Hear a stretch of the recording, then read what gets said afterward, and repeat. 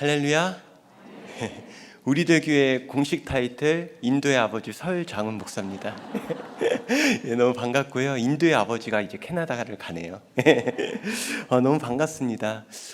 매번 느끼는 것이지만 제가 암으로 정말 죽을 뻔했기 때문에 이런 자리에 다시 서고 또 말씀을 이렇게 전할 수 있다는 것 자체가 하나님의 큰 은혜인 것 같습니다. 정말 살아계신 하나님께 진심으로 감사드리고요. 또 부족한 제가 이 자리에 서서 있기까지 이제 기도해 주신 우리 담임 목사님, 또 이제 사역자님들, 여기 계신 성도님들께 진심으로 감사드려요. 참 시간이 빠른 것 같습니다.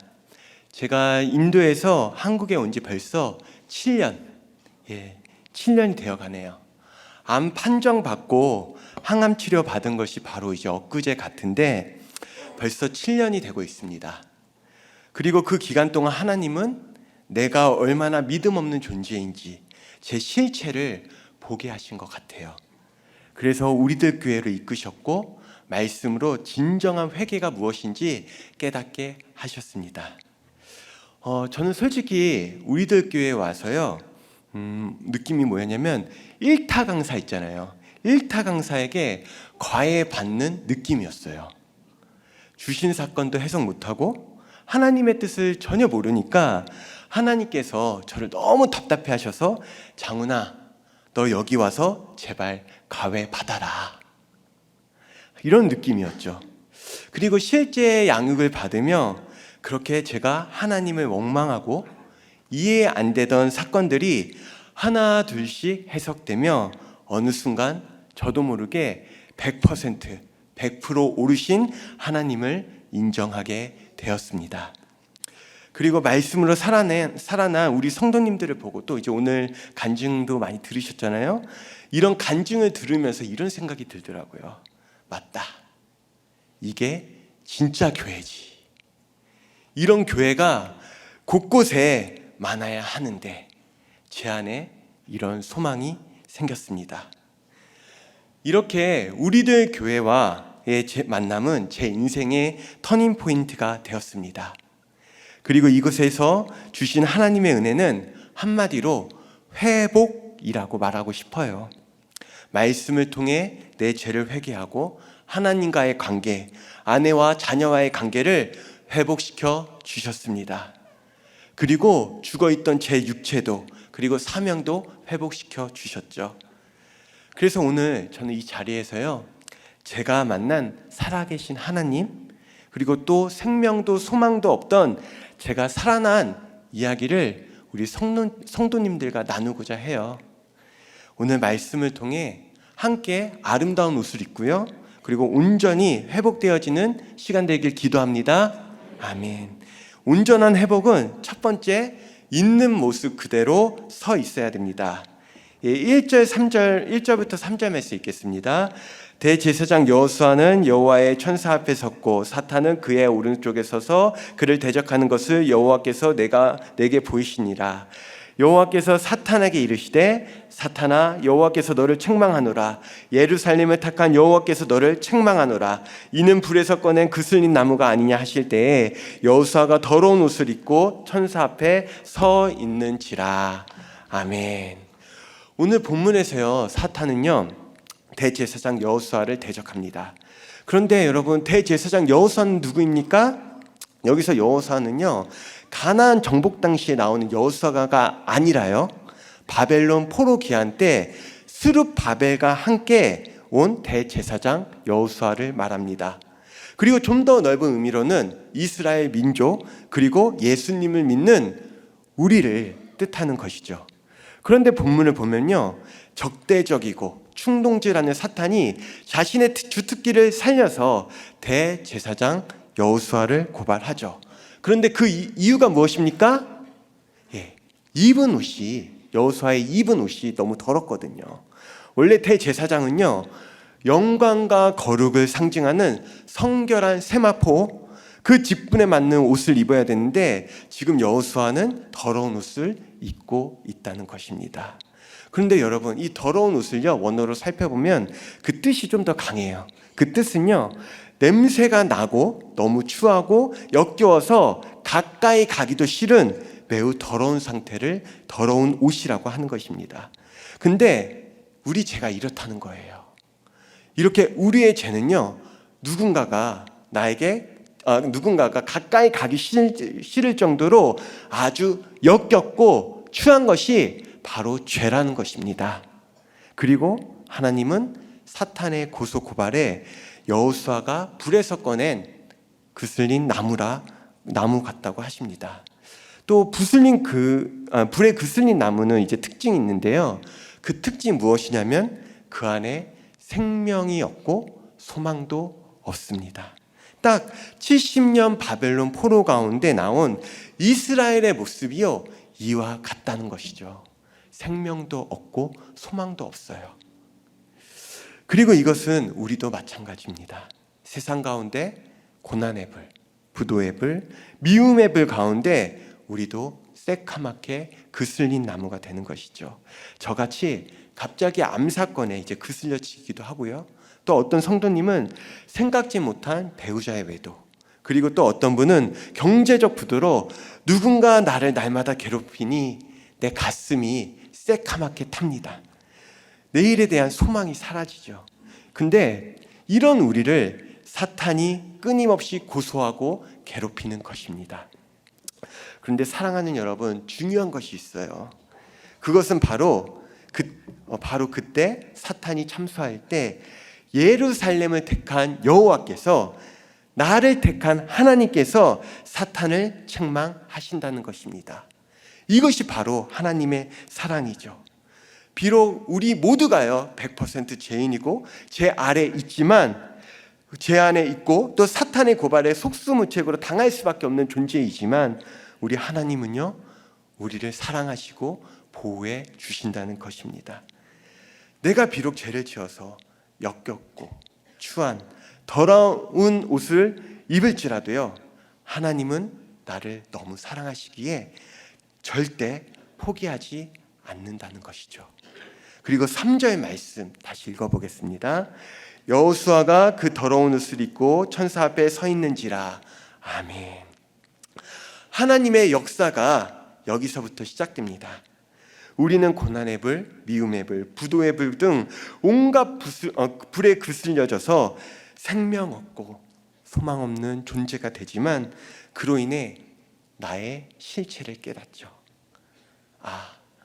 지금까지 살려고 발버둥 쳤지만 이제 내 힘으로 할 수 있는 것이 아무것도 없구나. 내가 얼마나 무기력하고 연약한 존재인지 비로소 깨닫습니다. 그리고 바로 이때 이 한계 상황에서 내 힘으로 아무것도 할 수 없다고 고백할 때, 또 있는 모습 그대로 하나님 앞에 서 있을 때 하나님께서 일을 시작하시는 거예요. 아멘. 저는 사역을 하면서요, 제사장의 화려한 옷을 입고 남들에게 잘한다고 인정받고 싶은 선교사였습니다. 그렇게 보이나요? 정말 제가 봤을 때 욕심이 많아요. 욕심이 많죠. 그런데 실상은 화려한 옷이 아니라 더러운 옷을 입고 있는데 저만 몰랐고요. 나도 속고 남도 속이고, 그런데 하나님은 속지 않으셨습니다. 물론 처음에는요 정말 순수하게 하나님을 믿었어요. 그런데 사역을 열심히 이제 하다 보니까 열매가 생기고요. 그리고 선교지에 건물이 생기고, 또 사람들이 이제 하나 둘씩 한두 명씩 모이기 시작하니까 저도 모르게 제 안에 욕심이 생겨 교만해졌습니다. 그래서 우리들 교회 공식 타이틀이 뭐라고요? 인도의 아버지. 이 인도의 아버지는요, 제 교만과 욕심을 드러내는 제패예요. 이제 다들 아셨죠? 그래서 저는요, 저의 구원과 거룩을 위해서 진짜 이 암이란 고난의 불에 그슬려져야만 했습니다. 그리고 이 고난의 불 가운데 항암으로 제 얼굴빛, 이 흰 얼굴이, 제 얼굴은 항암으로 점점 더 검게 되었습니다.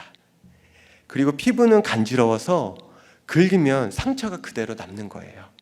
또 항암 주사를 여러 번 맞으니 정말 이 약이 독하거든요. 이 항암 주사를 맞는 그 혈관이 터지는 것입니다. 그러면 또 다른 혈관을 찾아서 항암 주사를 맞는데 이 과정이 반복되었습니다. 실제 곳곳에, 제 몸 곳곳에 피멍이 생기고 저는 말 그대로 피투성이, 불에 그슬린 나무가 되었죠. 이렇게 몸 상태가 안 좋다 보니까요, 정말 모든 게 다 포기가 되더라고요. 선교사로, 목사로서의 사명도 끝났다고 생각했습니다. 실제 제 체력은 방토막이 되고요, 항암이 이제 정상세포도 죽이거든요.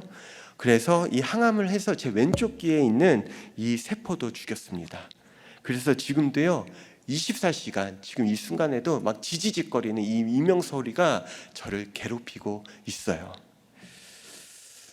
그리고 결정적으로 제가 몸 담았던 파성교회를 사임하면서 제 안에 의심이 확신이 되는 것이에요. 아, 사역자로서 내 인생은 끝났구나. 저는 말 그대로 생명 없고 소망도 없는 그런 존재가 되었죠. 그래서 우리들 교회에서의 처음 제 모습은 불에서 막 꺼낸 그슬림 나무 같았습니다. 실제 담임 목사님도 아까 얘기했듯이 당시 제 모습을 보면서 어디든 써줄 곳이 없다 보였다고 그렇게 말씀하시더라고요. 근데 이런 저를 암 사건이 구원의 약재로라 이렇게 써주셨는데 정말 우리들 교회 최고입니다.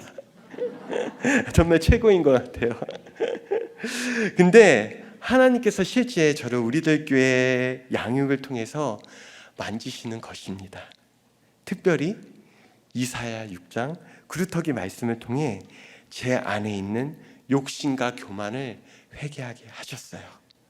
그리고 내가 비록 보잘것 것 없는 그루터기라 할지라도 이 고난 가운데 세상에 여러분 남은 것이 있더라고요.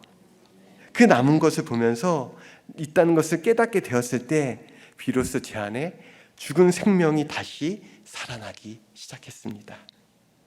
그리고 약 2년 전 담임 목사님께서 고난주간 성금요일 저녁 집회에 이와 같이 이제 성도님들 앞에서 말씀을 전하라 하십니다. 솔직히 부담되었죠. 왜냐하면 이제 난 인도의 아버지인데, 그쵸? 화려한 옷이 아니라 더러운 옷을 입고 또 이제 있는 모습 그대로 전하라니. 그리고 또 이제 또 몇천 명이나 되는 이 성도님들 앞에서 제 제패를 나눈다는 것이 참 쉽지가 않더라고요. 솔직히 이런 생각도 들었어요. 이번 생은 끝났다. 내 제패가 유튜브의 기록으로 남겨질 것이고, 특히 우리들 교회 유튜브는 조회수는 많은데 정말 막막했습니다. 하지만 이 또한 하나님께서 제 생각이 잘못되었다고 꾸짖으시고요, 회개하게 하셨습니다. 그리고 당일 가족 구원에 애통하지 못한 모습과 교만한 제 죄를 회개하며 있는 모습 그대로 말씀을 전했어요. 사랑하는 여러분, 이와 같이 처음에는요, 누구나 다 내가 입고 있는 이 더러운 옷을 입고 있는 모습 그대로 내 죄를 고백한다는 것은 참 어려운 것 같습니다. 목사인 저도 실제 그랬고요. 그리고 당시 실제 성금요일 제 설교 영상을 찾아보시면요, 제 얼굴색도요 지금은 좀 밝죠? 밝지만 좀 더 어둡고 목소리도 되게 가늘어요. 가늘고 수심이 깊어 보일 거예요. 그런데 그 영상의 댓글을 보니 나의 죄패를요 있는 그대로 나눴을 뿐인데 그 말씀의 은혜를 받고 살아나는 사람이 있더라고요. 이것을 통해서 이전에 누리지 못한 더 깊고 넓은 하나님의 사랑을 제가 경험하게 되었습니다. 사랑하는 여러분, 이렇게 있는 모습 그대로 하나님 앞에 서 있음으로요 본격적으로 나의 회복이 시작되었죠. 적용 질문입니다. 사탄이 고발하는 나의 습관은 무엇입니까? 나는 현재 어떤 불, 고난의 불, 마음의 불 등 속에 있나요? 더러운 옷을 입고 공동체 앞에 고백해야 할 내 죄는 무엇입니까? 온전한 회복은 두 번째, 더러운 옷을 벗고 아름다운 옷을 입어야 합니다. 4절 5절 말씀 읽겠습니다. 여호와께서 자기 앞에 선자들에게 명령하사 그 더러운 옷을 벗기라 하시고 또 여호수아에게 이르시되 내가 네 죄악을 제거하여 버렸으니 네게 아름다운 옷을 입히리라 하시기로 내가 말하되 정결한 간을 그 머리에 씌우소서 하매 곧 정결한 간을 그 머리에 씌우며 옷을 입히고 여호와의 천사는 곁에 섰더라. 아멘. 여호와의 명령 아래 여호수아는 더러운 옷을 벗고 아름다운 옷을 입습니다. 이렇게 내가 더러운 옷을 입고 있다는 것을요 깨닫기만 해도 하나님은 명하셔서 우리의 더러운 옷을 벗게 해주십니다. 그런데 여러분, 여기서 아름다운 옷은요 구원의 옷, 생명의 옷인데 이 옷은 내 노력과 의지로 입을 수 있는 게 아닙니다. 내가 아무리 봉사를 많이 한다고 해서 또 내 죄책감에 머물러서 스스로 벌을 준다고 해서 내 죄악이 제거되고요 아름다운 옷을 입을 수 있는 것이 아니죠. 이것은 예수님의 십자가가 아니면 불가능한 것입니다. 그런데 참 애통한 것은요 여전히 이 진리를 모르는 사람들이 너무 많다는 것입니다. 특별히 제가 인도에서 본 인도 힌두교인들은요 그들의 종교적 열심과 행위가 정말 대단합니다. 그래서 인도 사람들은 집이 크면 방 하나, 집이 작으면 작은 방 그 방벽 성반에 이제 자신이 섬기는 신의 초상화를 놓고 매일 정해진 시간에 이제 기도를 하는 것이에요. 그리고 자신의 죄악을 제거하기 위해서 어디에 가냐면 겐지스강에 갑니다. 여러분 겐지스강 들어보셨죠? 예, 그 겐지스강에 가서 몸을 담그는 것이에요. 그런데 여러분, 그 겐지스강 그물 정말 더럽거든요. 예, 제가 몇 번 갔었는데 정말 흙탕물에 사람들이 목욕하고 그 마시고 시체 태우고 막 소 까마귀 똥에 그런데 이것이 그들의 평생 수건 사업 중 하나라는 것이에요. 그런데 여러분 이런 행위가 내 죄악을 제거하고 구원의 옷을 입게 할까요? 아니죠. 예, 이런 행위가 구원의 옷을 절대 입게 할 수 없습니다. 그리고 저는 절대 겐지스강에 안 들어갑니다. 예, 못 들어가요. 안 들어가. 그래서 여러분 우리는 진리를 아는 것이 중요합니다. 그리고 그 진리는 성경 말씀이죠. 그리고 그 말씀에 우리의 죄악을 제거하고 아름다운 옷을 입혀주는 분이 계세요. 그분이 누구시죠? 바로 예수님입니다. 우리가 예수님을 믿고 신앙 고백하기에 내 죄악이 제거될 줄 믿습니다.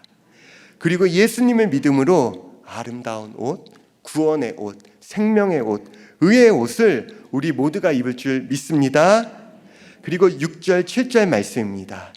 여호와의 천사가 여호수아에게 증언하여 이르되 만군의 여호와의 말씀에 네가 만일 내 도를 행하며 내 규례를 지키면 네가 내 집을 다스릴 것이요 내 뜰을 지킬 것이며 내가 또 너로 여기 섰는 자들 가운데서 왕래하게 하리라. 아멘. 만군의 여호와께서 내 도를 행하고 내 규례를 지키라고 말씀하십니다. 그리고 이것은요 우리가 날마다 십자가를 길러놓고 말씀의 인도하심을 받으라는 것이죠. 그리고 우리는 이 말씀과 같이 날마다 말씀을 믿고 의지함으로 우리는 우리의 무너진 이 신앙이 완전히 회복될 줄 믿습니다. 아멘. 이것이 날마다 큐티하는 것이고요. 날마다 말씀의 인도함을 받는 삶이죠. 이때 하나님께서 역사하시고요. 우리는 말씀으로 하나님의 집을 다스리고 또 하나님의 뜻을 지키며 하나님과 교제하는 축복을 누릴 줄 믿습니다. 아멘. 이렇게 제가요 우리들 교회에 와서 양육을 받고 저에게 주어진 암 사건에 대한 결론은 무엇이냐면 한마디로 100% 오르신 하나님이었습니다. 100% 오르신 하나님. 저에게 주어진 사건은요 저의 죄악을 제거하기 위해서 꼭 있어야 할 일이었고요. 아름다운 옷을 입고 주의 도를 행하고 규례를 지키게 하기 위함이었어요. 그리고 저는 이렇게 매일 말씀 묵상과 더불어 저에게 맡겨진 이 사역을 잘 감당하는 것이 주의 도를 행하고 규례를 지키는 것이라 생각했습니다. 여러분, 참고로 제가 우리들 교회에서 맡은 사역은 평원 사역과 QTM 사역입니다. 먼저 우리들 교회의 평원 사역은요, 참 스펙타클해요.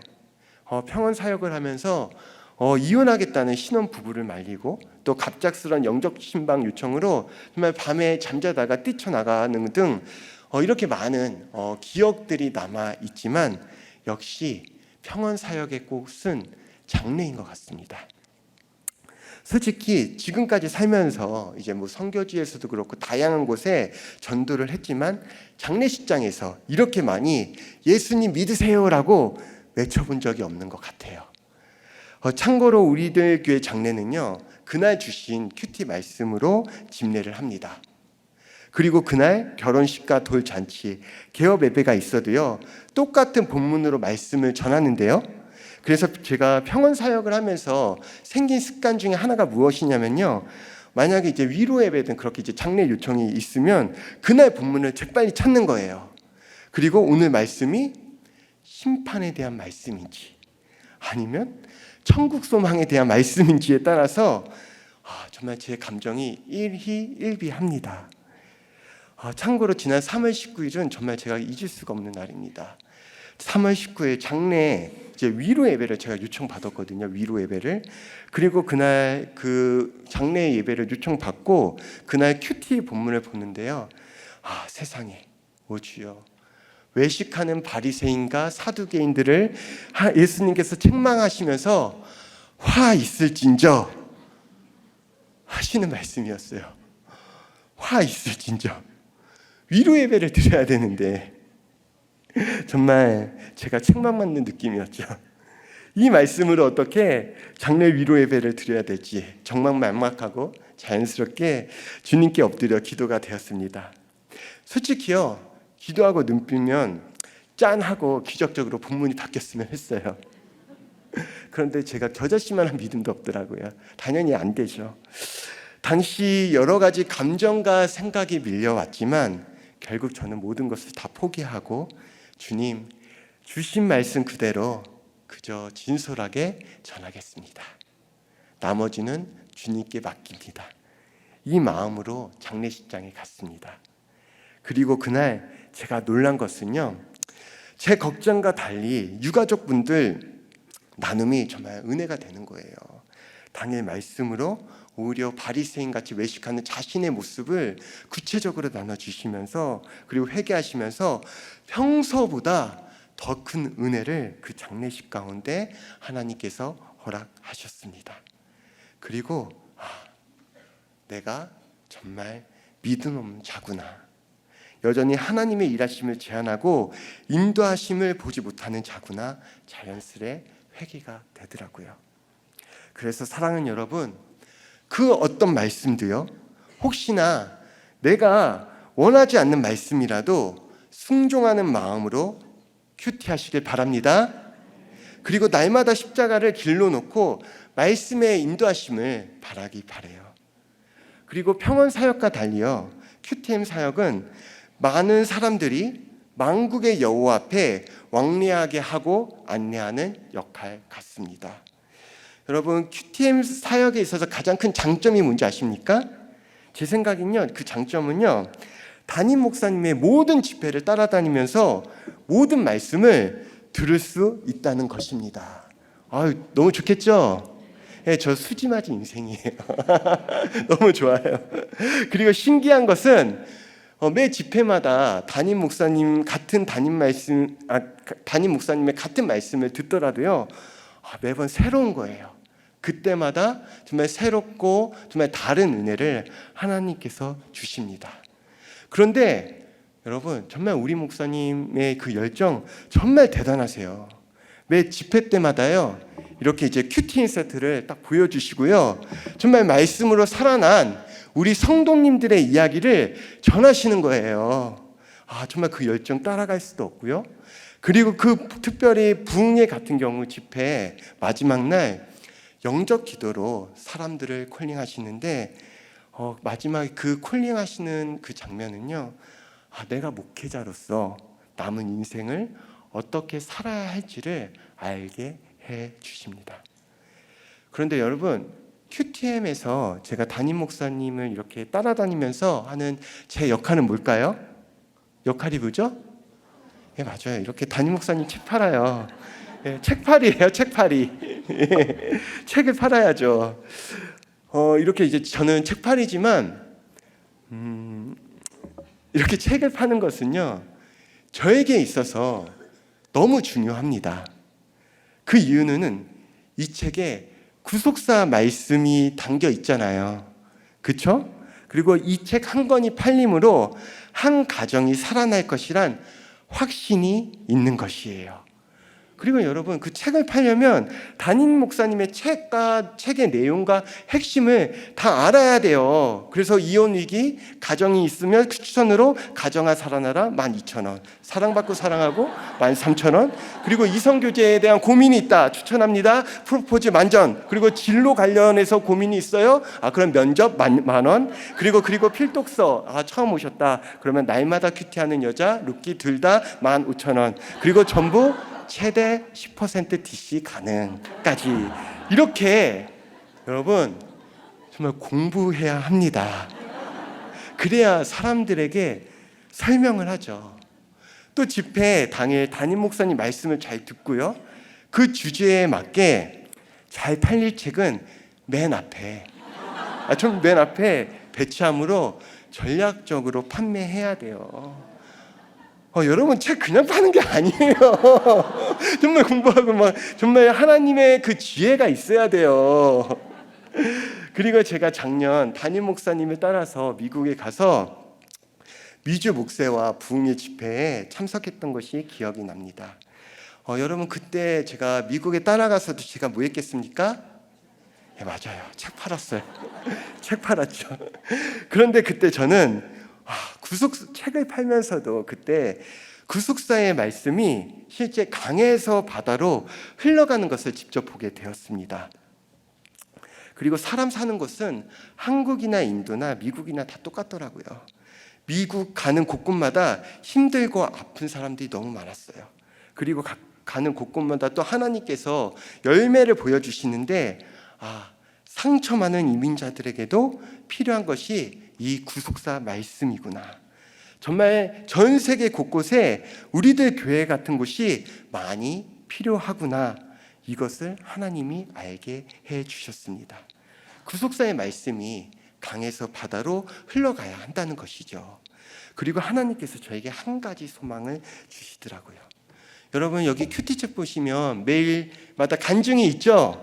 예, 하나님이 제게 주신 소망은요, 이 큐티책에 있는 간증이요, 매일 있는 간증이 우리나라 간증만 있는 것이 아니라 미국, 인도, 일본, 중국, 또 캐나다 등 각 나라 여러 민족 안에서 구속사의 말씀으로 회복되었다.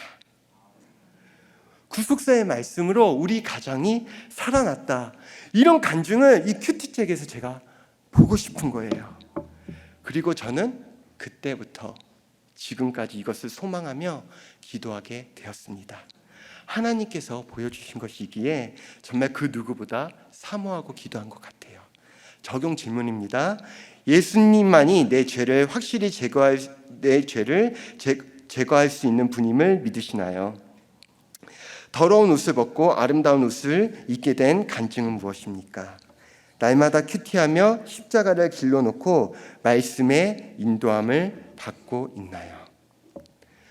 온전한 회복은 세 번째, 천국 복음 전하는 인생을 살게 합니다. 8절에서 10절 말씀 읽겠습니다. 대제사장 여호수아야, 너와 네 앞에 앉은 네 동료들은 내 말을 들을 것이니라. 이들은 예표의 사람들이라. 내가 내 종 싹을 나게 하리라. 만군의 여호와가 말하노라. 내가 너 여호수아 앞에 세운 돌을 보라. 한 돌에 7눈이 있느니라. 내가 거기에 새길 것을 새기며 이 땅의 죄악을 하루에 제거하리라. 만군의 여호와가 말하노라. 그날에 너희가 각각 포도나무와 무화과 나무 아래로 서로 초대하리라 하셨느니라. 아멘. 하나님은 여호수아와 동료들에게 들으라 말씀하시고 내 종 싹을 나게 하리라 말씀하십니다. 여러분, 불에서 꺼낸 그슬린 나무는요, 그 안에 생명이 없지만 싹은 작아도요, 그 안에 생명이 있습니다. 하나님이 그 싹을 주시겠다는데 그 싹은 무엇입니까? 바로 예수 그리스도시죠. 창조주이신 예수님은 이 땅 가운데 보잘것없는 피조물로 오셨고요, 자궁의 한 점으로 오셨습니다. 그리고 천국 복음을 전하시며 십자가에서 우리 죄를 대신해 죽으셨죠. 십자가 대속으로 이 땅의 모든 죄악, 우리의 모든 죄악을 하루에 제거하신 것입니다. 그래서 예수님은 생명 없는 우리에게 생명을 주셨어요. 그리고 이것을 우리가 믿을 때 포도나무와 무화과 나무의 아래서의 그 풍성함을 가지고 또 서로를 초대하는 인생을 살 줄 믿습니다. 아멘. 그래서요, 저는 오늘 여기 계신 정말 모든 성도님들께서 예수님을 다 믿으셨으면 좋겠어요. 살아계신 하나님께서 여러분을 이곳에 초대하셨는데 우리 모두가 다 아름다운 옷을 입어야 하잖아요. 모두가 생명의 옷, 구원의 옷을 입고 포도나무와 무화과 나무 아래서의 풍성한 기쁨을 함께 누리길 간절히 기도합니다. 아멘. 시간이 정말 제가 여기 우리들 교회에 와서 사역을 하면서 정말 빠르게 시간이 지난 것 같습니다. 벌써 제가 올해 평원 3년 차예요. 그리고 주신 사역을 감당하면서 정신없이 이제 지냈지만 제 가슴 속에는 여전히 이제 강에서 바다로라는 하나님이 보여주신 그 소망이 남아 있었습니다. 그러나 어느 날 이전부터 이제 알고 지내던 캐나다 크리스천 학교 이사장님으로부터 갑작스레 전화가 왔습니다. 그리고 전혀 예상치 못한 이야기를 저에게 하시는 거예요. 내용은 목사님, 이번에 우리 학교가 건물을 이전하면서 팀을 구성하려고 합니다. 마침 목사님을 적임자로 생각하고 학교에서 주중에는 교목으로 또 주일에는 학교 교회의 담임 목사로 초대하려 합니다. 목사님 함께 해 주시겠습니까? 예, 전혀 생각지 못했죠. 솔직히 당황스럽습니다. 난 인도의 아버지인데 인도의 아버지가 갑자기 웬 캐나다? 생뚱맞죠. 제가 지금 한국에 와서 살고 있는 집이 이제 막 2년 반이 넘어갑니다. 그리고 이 기간이요, 우리 가정이 가장 오랫동안 집에 머문 기간이더라고요. 이제 막 가정도 생활도 안정적으로 살기 시작했는데 캐나다라니. 그리고 평원, QTM 책 파는 거 너무 좋잖아요. 그쵸? 이 사역 좋은데, 그리고 솔직히 담임 목사님께서 나 나가라고 할 때까지 그냥 우리들 교회에 그냥 있으려고 했어요. 네, 제가 어디 가겠어요. 그래서 캐나다 제의에는 감사했지만 바로 답을 못 드렸습니다. 그리고 바쁜 사역 일정으로 정신없이 시간이 흐르고 이 부분에 대해서 솔직히 기도를 못한 것 같아요. 그런데 생각지 못한 사건이 생겼습니다. 그것은 올 1월 초에 담임 목사님께서 이제 큰 집회가 하나 있으셨는데요. 이 집회는 여러 강사님들이 오셔서 릴레이 형식으로 하루 종일 밤늦게 철야까지 말씀을 전하고 기도하는 집회였습니다.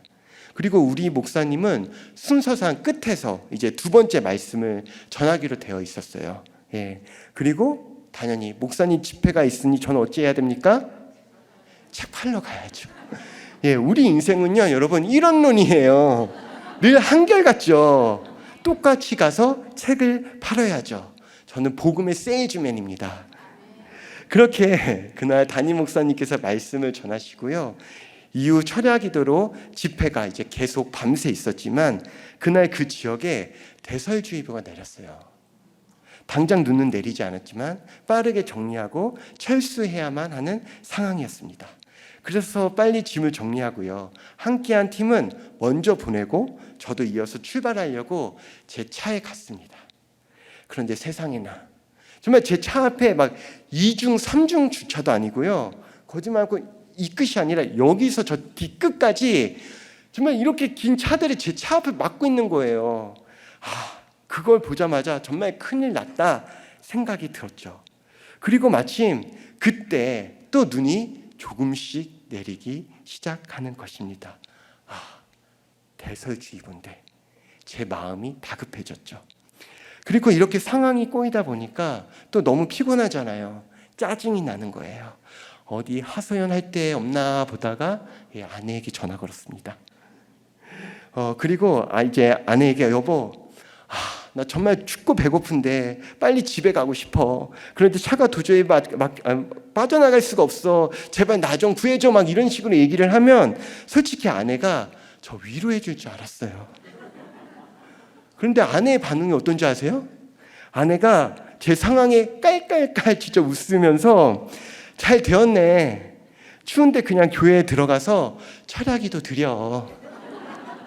목사가 기도를 해야지. 당신 들어야 할 말씀이 있나 보다. 와, 근데 순간 제 아내가 정말 얄밉더라고요. 정말 얄미웠어요. 눈도 오고 춥고. 그래도 교회 안은 따뜻하니 들어갈 수밖에 없었습니다. 여러분, 그날은요, 정말 제가요, 원해서가 아니라 제 믿음이 좋아서가 아니라요, 제가 기도하고 싶어서가 아니라 정말 추워서 철야 기도를 드리게 되었어요. 진짜 어쩜 이런 일이. 그러니 제 마음이 어떻겠습니까? 계속 마음이 어려웠죠. 그런데 이렇게 추워서 강압적으로 드리는 이 철야 예배 기도 가운데 하나님께서 제 상한 마음을 만지시고 말씀하시는 것이에요. 그날 마침 철야 기도 주제가 강에서 바다로 선교 이야기였습니다. 그날 제가 만난 하나님은 Making the way, 길을 만드시고 큰 기적을 행하시는 분이었습니다. 그리고 새 길을 열어주실 때는 다 이유가 있다고 말씀하시는 것이에요. 그리고 당시 제가 이제 담임 목사님의 이 면접이라는 책을 읽고 있었거든요. 그리고 이제 이 말씀을 묵상하면서 순간 이 책 문구 중에 하나가 생각나는 것입니다. 그 내용은 하나님의 자녀인 우리에겐 우연한 사건은 없습니다. 이 세상 모든 일이 복음 전파와 구원을 위해 움직이는 것입니다. 아멘. 이 세상엔 우연한 사건은 없구나. 길을 여시고 닫으시는 것도 다 하나님의 뜻이구나. 그리고 새 길을 여신다면 그것은 복음 전파와 구원을 위한 것이구나. 그런데 지금 나의 모습은 어떻지? 어느 순간 복음 전파보다 편한 게 좋아서 기도조차 하지 않는 제 모습이 너무 회개가 되었습니다. 순간 냉랭한 제 가슴이 뜨거워지고요.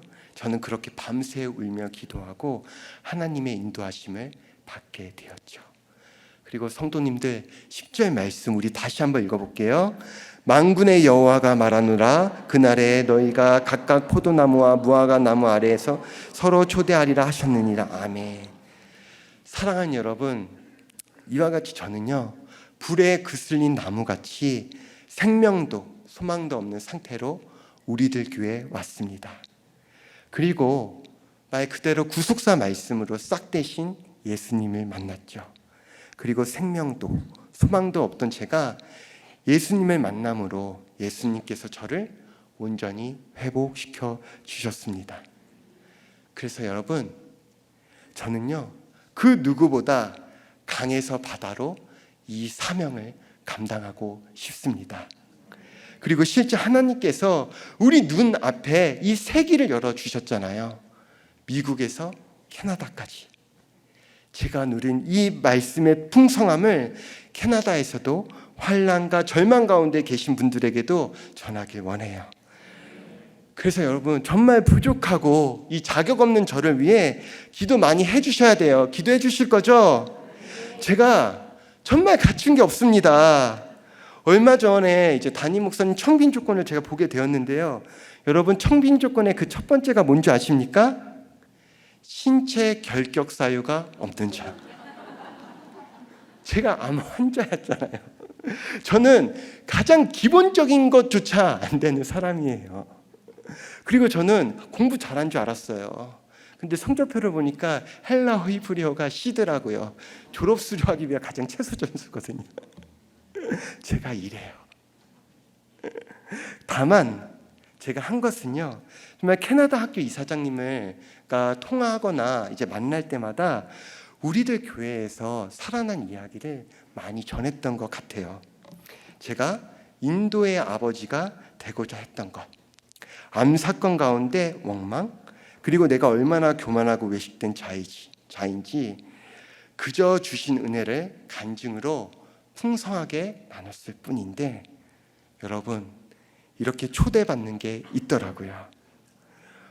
제가 우리들 교회에 초대되어서 살아났고 캐나다에 초대되었습니다. 그래서 사랑하는 여러분, 강에서 바다로 저 5월 말에 출국합니다.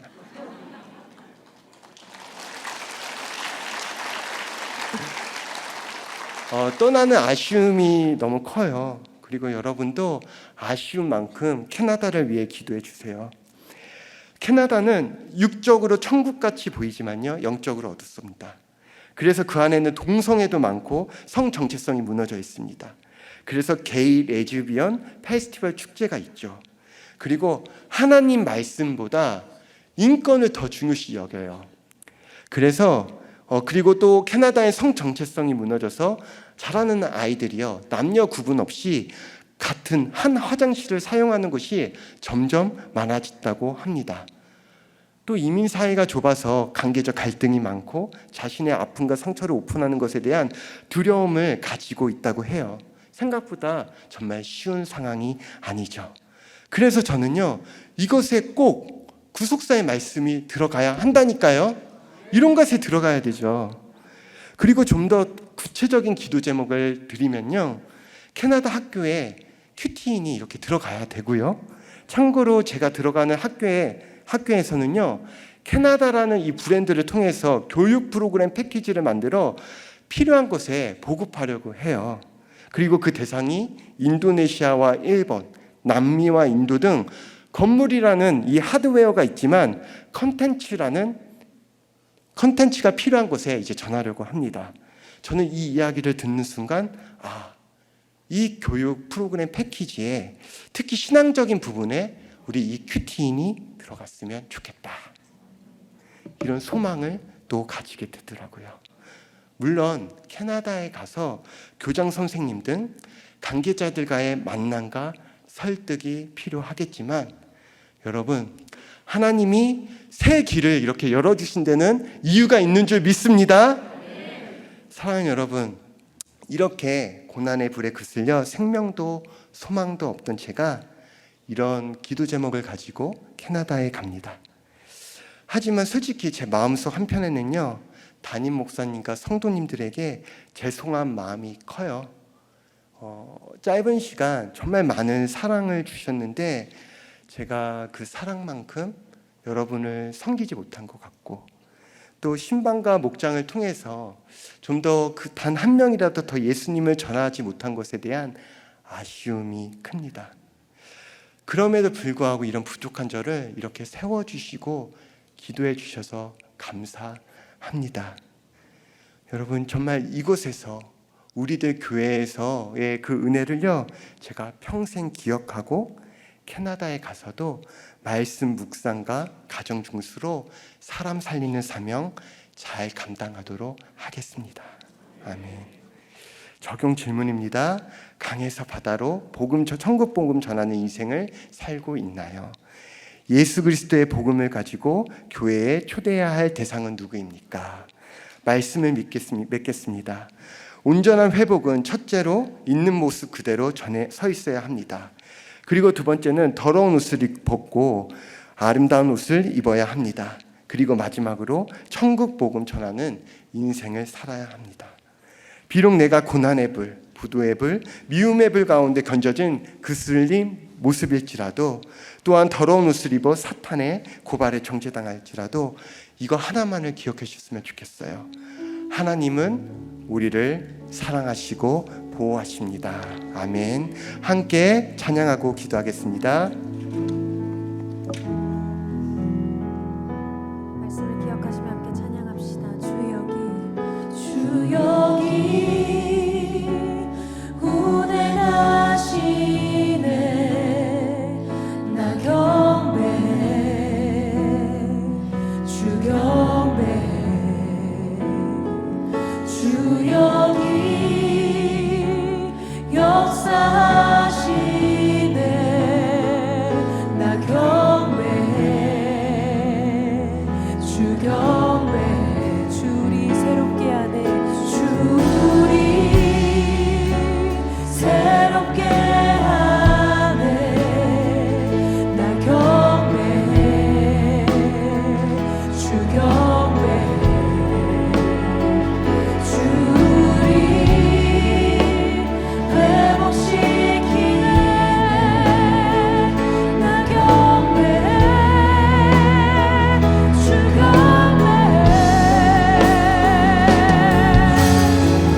세기를 만드시는 주, 큰 기적을 행하시는 주, 주는 나의 하나님.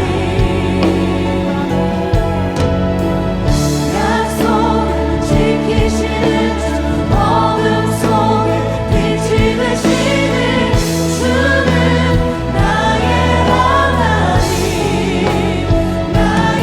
하나님, 나의 하나님, 나의 하나님, 나의